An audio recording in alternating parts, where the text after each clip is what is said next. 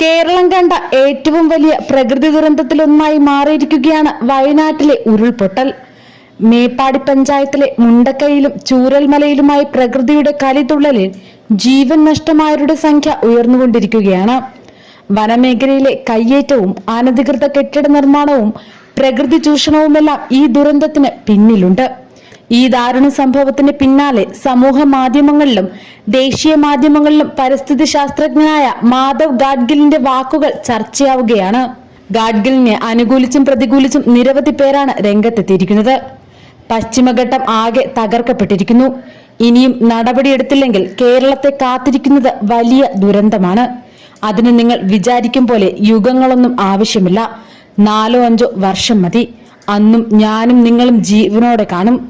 ആരാണ് കള്ളം പറയുന്നത്, ഭയപ്പെടുത്തുന്നത് എന്നൊക്കെ നിങ്ങൾക്ക് തന്നെ മനസ്സിലാകും. 2013 മാധവ് ഗാഡ്ഗിൽ പങ്കുവച്ച ഈ ആശങ്കയാണ് സമൂഹ മാധ്യമങ്ങളിൽ നിറയുന്നത്.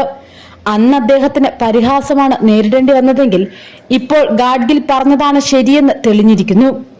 എന്നാൽ കേരളത്തിൽ ഏതെങ്കിലും പ്രകൃതി ദുരന്തം നടന്നാൽ ഗാഡ്ഗിലിന്റെ വാക്കുകൾ ചർച്ചയാക്കുന്നത് ശരിയല്ലെന്നും പരിസ്ഥിതി ദുരന്തങ്ങളുടെ എല്ലാം മൂലകാരണം പശ്ചിമഘട്ടം തകർക്കപ്പെട്ടിരിക്കുന്നതിനാലാണെന്ന പ്രചരണം തെറ്റാണെന്നും ചിലർ വാദിക്കുന്നുണ്ട്. ആഗോളതാപനവും അതുമൂലമുണ്ടാകുന്ന കാലാവസ്ഥ വ്യതിയാനവുമാണ് ഇതിനു പിന്നിൽ.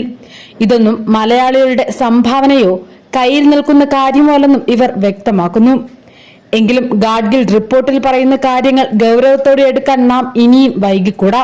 ഗാഡ്ഗിൽ റിപ്പോർട്ടിൽ പറയുന്ന പരിസ്ഥിതി ലോല മേഖലകളിൽ നിരോധിക്കേണ്ട പ്രവർത്തനങ്ങൾ ഇങ്ങനെയാണ്.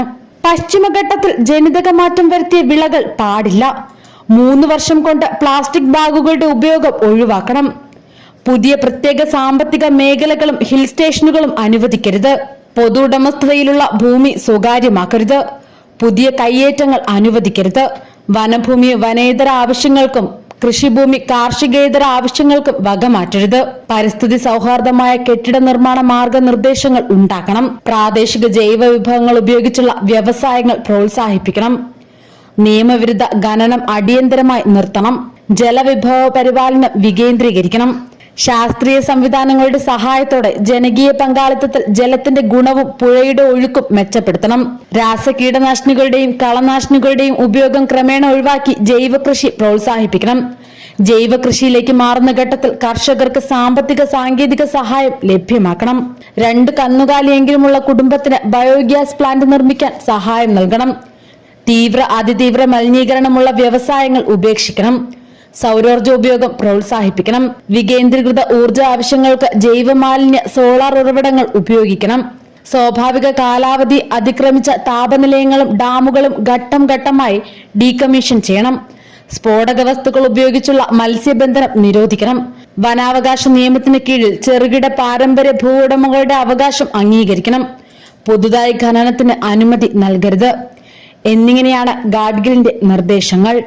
2018 ഓഗസ്റ്റിൽ കേരളം നൂറ്റാണ്ടിലെ മഹാപ്രളയത്തിൽ ആടിയുലഞ്ഞപ്പോഴും ഉപദേശ നിർദ്ദേശങ്ങളുമായി ഗാഡ്ഗിൽ രംഗത്തെത്തിയിരുന്നു.